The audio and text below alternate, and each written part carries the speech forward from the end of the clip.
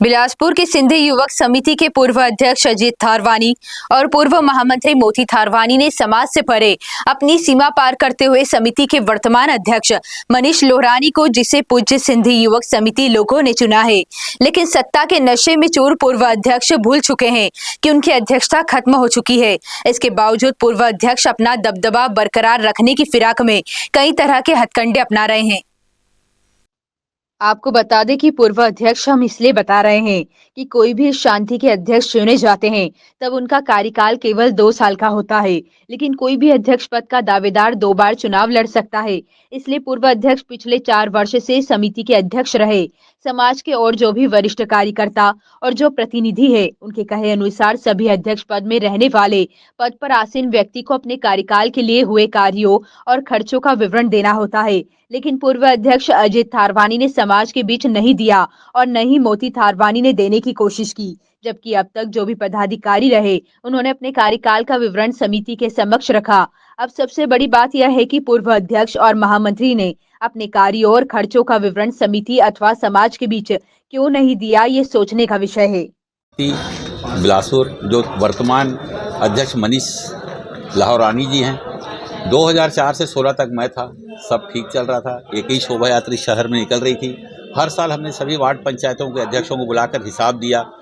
मैंने बहुत सारे कार्यक्रम किए अपने समय में, सामूहिक विवाह कराए, स्कूल का निर्माण करवाया, सिंधु विद्या मंदिर का अपने कार्यकाल में, बहुत सारे सांस्कृतिक कार्यक्रम कराए, बहुत सारी वार्ड पंचायतों को मैंने आर्थिक रूप से मदद की। एक ज़मीन भी हमने खरीदी जेपी बिहार में।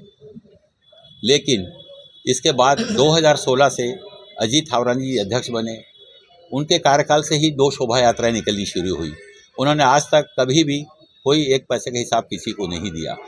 अब चूंकि उनका कार्यकाल नियम है 2 वर्ष का रहता है, अधिकतम 2 बार वो अध्यक्ष रह सकता है 4 साल, पर चूंकि कोरोना काल था तो हमने एक्सटेंशन देके उनको 2 साल करके और बढ़ाया। पर चूंकि उनका कार्यक्रम हो चुका था, उनकी उम्र भी हो चुकी थी, युवा का मतलब ही रहता है 50 साल के अंदर, तो हमने नया खोज किया। तो उन्होंने कहा कि मनीष लोहरानी को बनाया जाए। उन्होंने उनको बनाया भी, सहमति भी दी, जिसके साक्ष्य भी हैं, सारे पेपरों में भी आए हुए हैं और फोटोज़ भी हैं, सब ने देखे हुए हैं। पर उनके मन में पता नहीं क्या आ गया और बोल रहे नहीं मैं इस्तीफा नहीं दिया हूँ, जबकि ये रह नियम है कि सर्वसम्मति से चुनाव होते हैं। 2 साल बाद आपका कार्यकाल स्वतः समाप्त हो जाता है। संरक्षक और चुनाव अधिकारी फिर सर्वसम्मति से अध्यक्ष चुनते हैं, जिनको चुना गया मनीष लोहरानी जी को।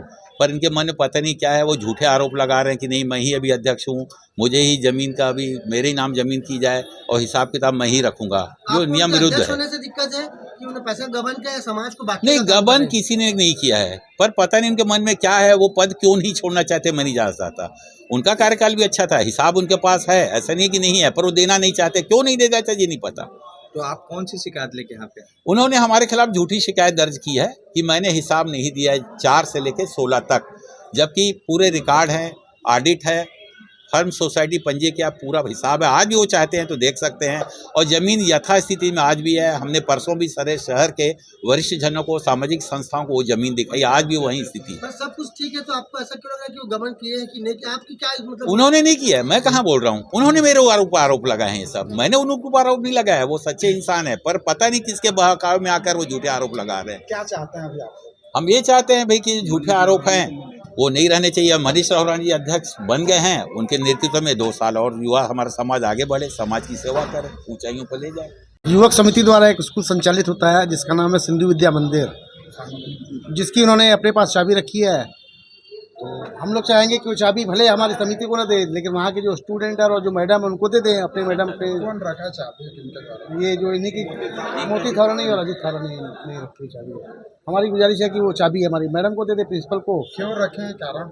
वो क्या है, हमारा कार्यकाल रहता है 2 साल का युवक समिति का, उनका कार्यकाल पूरा हो चुका था और उसके बाद हमने नया अध्यक्ष बना दिया। सर्व समिति से हमारे संरक्षक वगैरह भी हैं।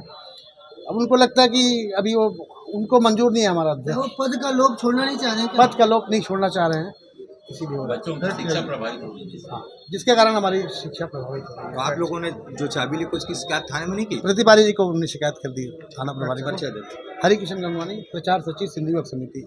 मेरा नाम अर्जुन दास बजाज है, मैं संरक्षक के पद पे हूँ और शुरू से ही रहता आया हूँ। पहले मैं अध्यक्ष था, लेकिन पारी जैसे बदल दी है तो पारी दर पारी सारे व्यवस्थाएं की जाती है और ये सिर्फ सिंधी समाज का ही कार्यक्रम रहता है। सिंधी समाज ही संगठित होती है और